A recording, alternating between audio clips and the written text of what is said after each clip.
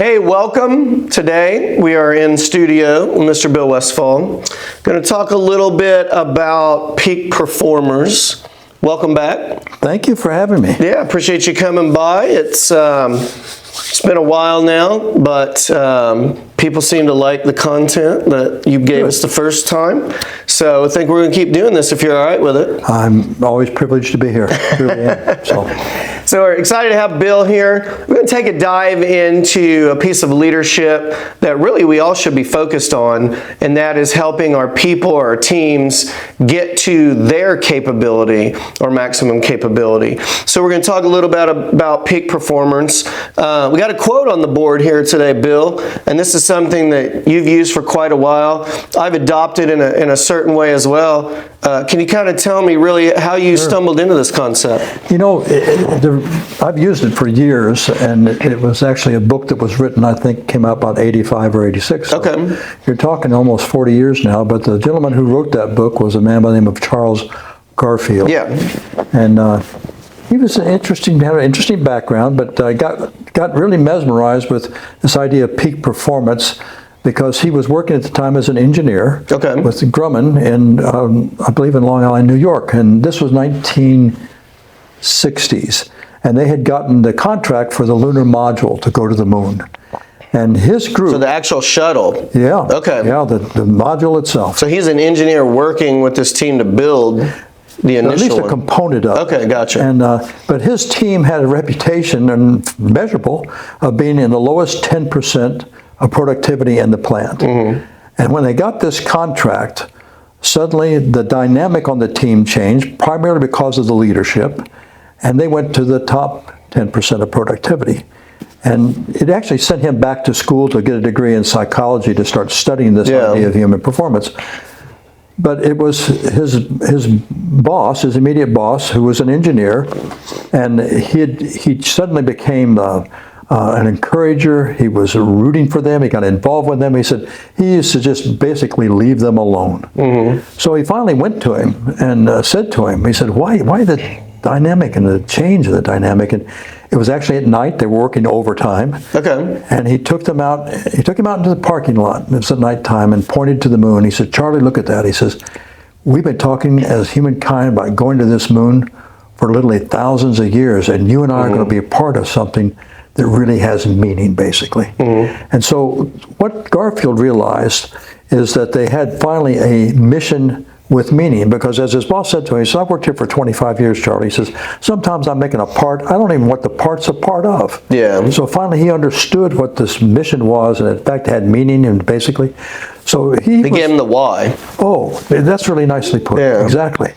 So it sent him back to school. He did a 25-year study then that basically summarized in this statement. 25 years. 25-year study. Okay. And the book came out, you said, in 85. Yeah, so it started in the 60s, probably with his dissertation. I don't remember for sure. But so 25 years looking at this human performance. And he was, by the way, a world-class athlete. Mm-hmm. He was a world-class weightlifter. So he talked about the corporate sense of peak performance, but also about the athletic. Yeah. And what he found is oftentimes this was to be the case, that peak performers were not average people with something added. In other words, given a gift.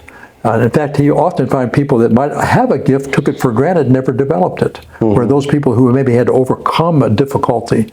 So it was, for me, life-changing. But let me share with you why. Sure. What he's saying in that paragraph to me is C students can get A's. Right.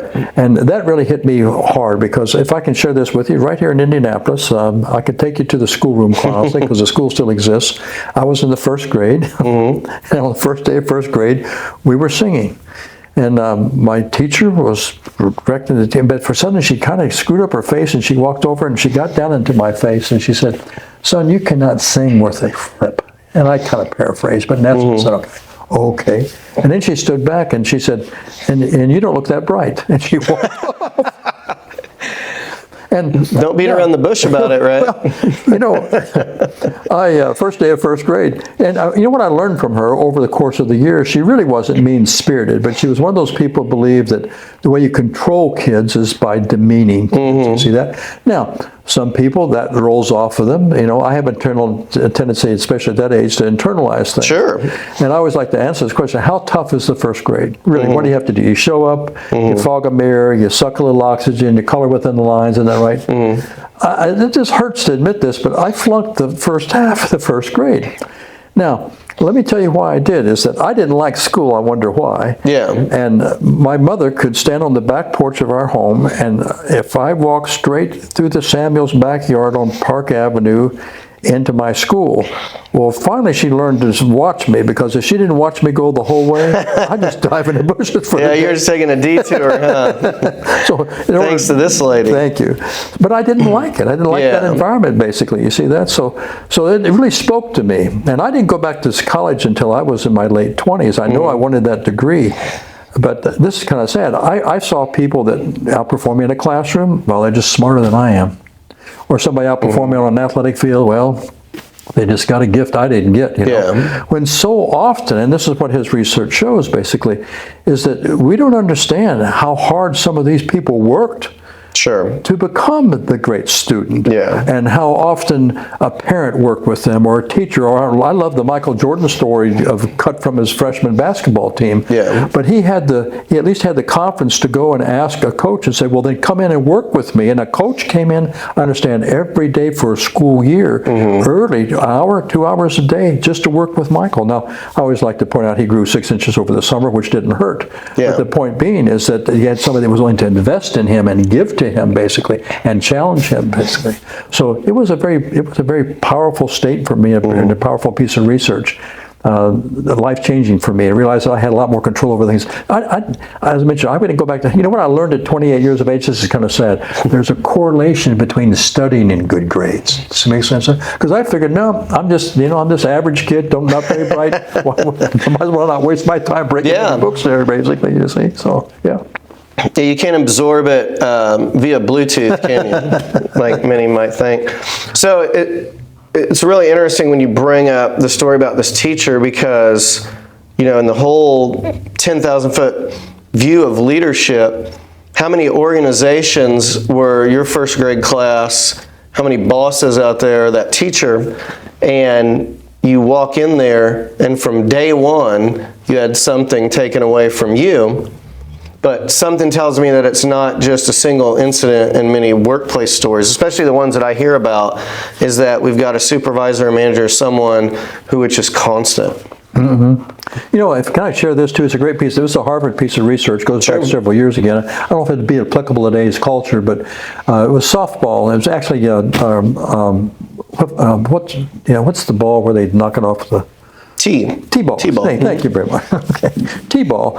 And they went to the coaches and asked them, do you have some peak performers here? And I said, absolutely, because the coaches have to assess that pretty quickly. Hand-eye coordination, that type of thing. And then you have some kids that maybe aren't so, and they could identify that very early. And so all they did was watch the coaches. Now this goes back years, as I mentioned, interaction with them. The little girl that was seen as a peak performer steps at the bat. She smacks the ball, okay? It goes to the shortstop. The shortstop bobbles the ball. The little girl's safe. Now, her performance, she's safe. She's gotten a safe hit. Her performance has validated his belief about her. Okay, so what's he do? He validates that by applauding her and telling her she's done a great job. Conversely, the little girl that was seen as a marginal performer steps up to bat. Now, here's what was the research spot on here. She hits the ball, goes to the shortstop, who bobbles it. She's safe. Now, maybe she didn't run as fast, but she was still safe. It's the same level of performance. But his belief about her is that she's a marginal performer. And so often in that era, the coaches would go, lucky. She got on base? Oh, my word. Well, what was communicated to her? For you to get on base has nothing to do with your effort, your desire.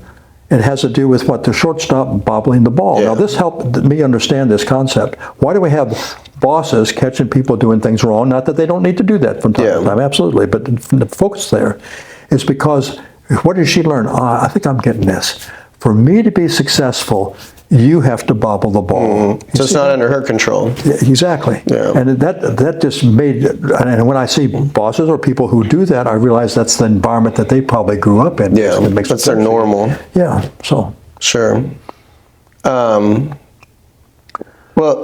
thinking about that though, I mean, in the work environment, if we're setting people up for success, then this says we're not taking anything away from them.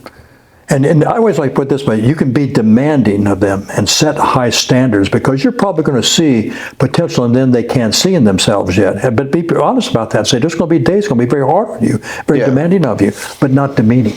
Sure. There's a subtle difference there, basically, is when I attack, and how I might interpret that. So I can be demanding. In fact, I would encourage that one be demanding, set that high standard, if you will. Yeah. Because I believe you're capable of doing this. See? So that then sets them up for that mindset piece almost, that they know they can do that. So they come up with 2 reasons in order to get it done and not make 11 excuses why they can't. There you go. Yeah. So you kind of talked about Charles Garfield, his bio, really how he came into this. Are there any other stories that you've come along over the years where you've seen really good examples of this concept? I think I can prove it to you. I think I can prove the statement to you, and it's kind of, in fact, it's an interesting illustration because it's a sports story, but I like a sports analogy because it's a meritocracy and you can measure performance. Sure. There was a basketball player of note. In fact, they said one of the best, probably 50 ball players from the first 100 years or so of the last decade, and it was Pistol Pete Maravich. Yeah. Pistol Pete Maravich, if you remember. He played LSU college ball. We're talking back in the 70s, I think, so. And Utah too, right? The Jazz at some point in time. Yes, the Utah. Atlanta Hawks. Played for the pros of L2, but he broke the great Oscar Robertson's scoring record. He averaged, think about this, before the three-point shot, he averaged 44.3 points per game. Before the three-point shot. They said if he had the three-point shot, probably averaged 50 points per game in his college. I want to say that's his senior year anyway. Okay. In fact, I was in Mississippi, and this great big old, there's a deputy down there came up to me, and he said, I said, I played against Maravich in college. And I said, you're kidding me. And he's a big guy. Yeah. And I said, you played against him? He said, I had to guard him. Well, I couldn't wait to hear this story. I said, how did you draw that? And he said, well, the previous week, depending on what kind of practice we had, if we didn't practice very well, our coach made us guard him because he knew he was going to make a total fool out of you. Yeah, so I said, it was a motivational piece. Oh, man. I said, well, how many points did he get against you? And he swelled up. He goes, only 38. I said, well, you just destroyed him, didn't you? You totally took him out of the game. And what is he, 44.3 points per game? But he's so proud of that. So he was a scoring machine. Yeah. And if you talk with a Magic Johnson or Larry Bird or Michael Jordan, it wasn't his scoring, though, as his ball handling, basically. So, but anyway, 1986, I remember reading this. I was sitting there one morning reading the morning paper and read the story. He was 39 years of age playing a pickup basketball game with some friends down in L.A., and the great Maravich dropped over dead. How old was he? 39 years old. Okay, 39. This pro athlete. Stunned the sports world, basically. Now, I'm going to prove this to you, okay? Peak performers are not average people, is something added. They did an autopsy, and they found out that he wasn't average. They found out that Pete Maravich had a congenital heart defect and had no left coronary artery. Now, I called my sister, who's a cardiac nurse. I said, what's that mean in layman's terms? Yeah. And she said, that means he's getting half the oxygen to his heart that you and I get. Wow. And I said, well, sis, he played pro ball, and they're running at a sprint 2 and 3, 4 miles a game. She said, no, they're not. She said, they don't live past 18 or 19 years of age. They just drop dead after some hard exertion in a locker room somewhere. Yeah. I said, no, he lived so she was in disbelief. So I went back and researched. That he lived that long and he could do what he did, you're saying? It defied all logic. It defied all medical prophecy. And science, it sounds like. So I read everything I could. I talked with people, and finally I was up in Michigan, and a guy handed me, in fact, the state trooper handed me an audio tape. He says, your answer's on this tape. So here's Pete talking about his childhood. Okay? He said, I was 6 years of age, and he says, my father walked into my bedroom one night with the basketball, and he said, Pete, I'm a basketball coach and I'm a teacher. I make $120 a week. Yeah. I'm never going to be able to afford to send you to college. But he took the basketball then and said, however, and he was a basketball coach of note, he says, I can teach you how to play this game. Now here we go. He said, if you will commit with me to commit with a passion to learning how to play this sport, and I'm going to tell you, he said, I'm going to be very hard on you from day to day, but if you will do that, I said, I will guarantee you by the time you get to college age, you'll be good enough to get a college scholarship. Now, having heard that story, I asked myself, I wonder what I would have done if that had been my father. Yeah. Because the next morning, Maravich said, I went into my closet, I took out my basketball, and I never took out my baseball or my football again. Wow. And I dribbled my basketball 2.5 miles to my grade school, right-handed going, left-handed coming back. So here we got a 6-year-old kid that just ran 5 miles, 5 days a week. That's 25 miles dribbling the basket. Any repetitions going on here? He said, when I got so good at that, he says, I realized, okay, if I could dribble a basketball on a bicycle, I could probably dribble a basketball on a fast break. That's the next thing. He said, when I got so good at that, I would do my crossover for 5 miles. When I got so good at that, sometimes I'd see the family vehicle in Raleigh, North Carolina, where he lived, come up to a stoplight and stop, and here would be this basketball coming out the passenger side window. There would be Pete dribbling his basketball. Same era, he would go to movies that had crying rooms for babies back in those days.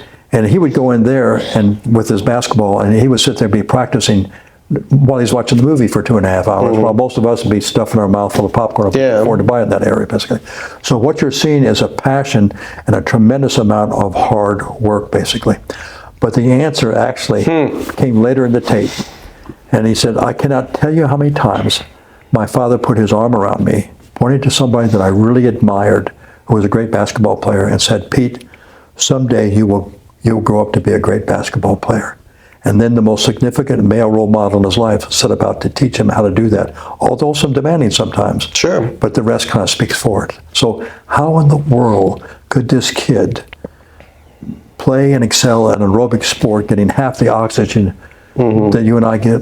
And there's no explanation for it. Well, I think there is. Okay. Scientifically, though. I think both from a coaching standpoint and a leadership standpoint, and maybe scientifically too. Think about this, okay?